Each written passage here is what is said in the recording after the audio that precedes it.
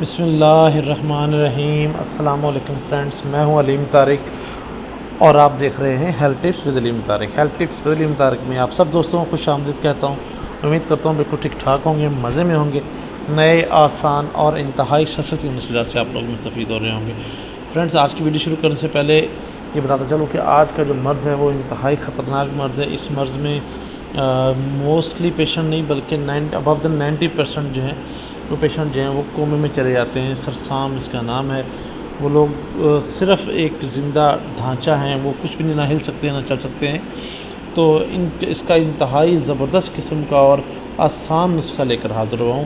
اس سے الحمدللہ بہت سارے پیشنٹ جو ہیں، تقریباً بہت سارے پیشنٹ جو ہیں الحمدللہ اس سے شفا یاب ہو چکے ہیں۔ سٹارٹ کرتے ہیں جی۔ سٹارٹ کرنے سے پہلے تمام بہنوں بھائیوں سے ریکویسٹ ہے، جن لوگوں نے ابھی تک چینل کو سبسکرائب نہیں کیا وہ برائے مہربانی چینل کو سبسکرائب کریں، ویڈیو اور نوٹیفیکیشن بٹن کو آن کریں، ویڈیو کو لائک کریں اور اس کو شیئر ضرور کیا کریں تاکہ دوسرے لوگوں کو بھی اس کے بارے میں جانکاری ہو سکے۔ سٹارٹ کرتے ہیں جی۔ آج کا نسخہ کا جو ٹاپک ہے وہ ہے سرسام، کیفیت مرض۔ اس میں آپ کو تھوڑا سا گائیڈ کرتے چلوں گا کہ یہ کیا ہے اور یہ کیوں ہوتا ہے۔ سرسام کے معنی ہے سر کا ورم۔ اس میں دماغ کے پردے یا جوہر دماغ متورم ہو کر غشی لائق ہو جاتی ہے۔ اقسام مرض میں ہے اس کی دو قسمیں، سرسام حقیقی اور سرسام غیر حقیقی۔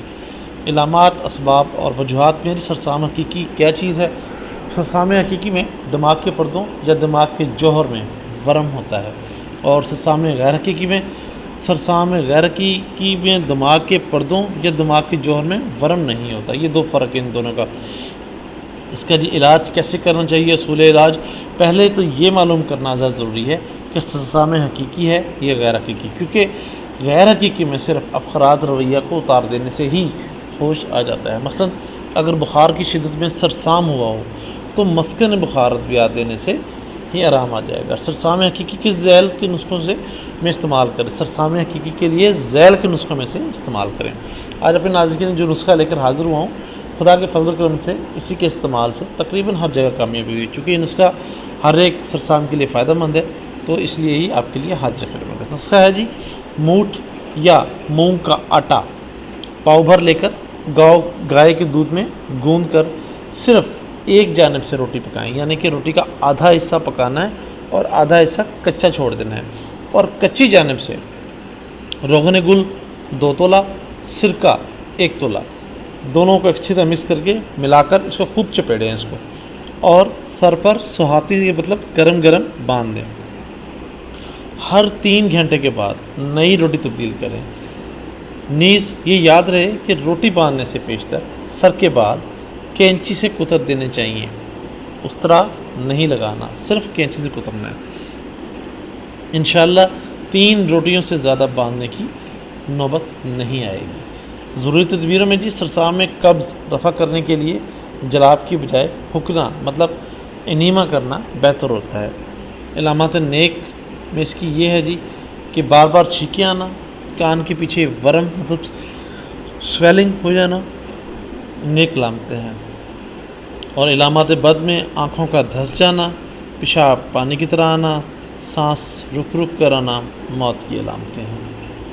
پرہیز اس مرض سے افاقہ ہونے پر غذا ہرگز نہ دیں، گرم اشیاء دھوپ میں چلنے پھرنے سے پرہیز کرائیں،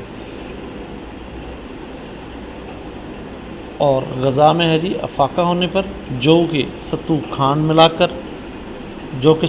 ملا کر سابودانہ، کھچڑی، مونگ کی دال کا پانی، اس کے علاوہ کچھ نہ دیں، کچھ عرصے کے لیے اس کے علاوہ کچھ نہ دیں۔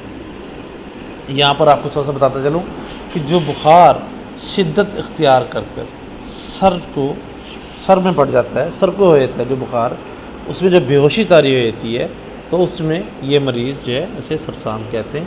تو برائے مہربانی ایسی مریض کو جو ہے وہ مطلب زیادہ کوشش کریں کہ وہ اس کو سائے دار جگہ پہ اور کھلی ہوا دار جگہ پہ رہے اور اس کو اسی طریقے سے علاج کروائیں۔ انشاءاللہ العزیز اللہ پاک ضرور شفا عطا فرمائیں۔ کسی بھی قسم کی مسئلہ پریشانی کی صورت میں یا تیار شدہ دعا کے حصول کے لیے آپ ہم سے رابطہ کر سکتے ہیں۔ رابطہ نمبر دیا جا چکا ہے۔ برائے مہربانی کوشش کیجیے کہ رات کو 9 سے 10 بجے تک کال کریں تاکہ آپ کی بہترین رہنمائی کی جا سکے۔ آخر میں وہی بات کہ ویڈیو کو لائک کیا کریں، شیئر کریں اور چینل کو سبسکرائب کرنا مت بھولیے گا۔ بہت شکریہ، امید کرتا ہوں آپ کو ویڈیو پسند آئے گی۔ نیکسٹ ویڈیو تک کے لیے اللہ حافظ.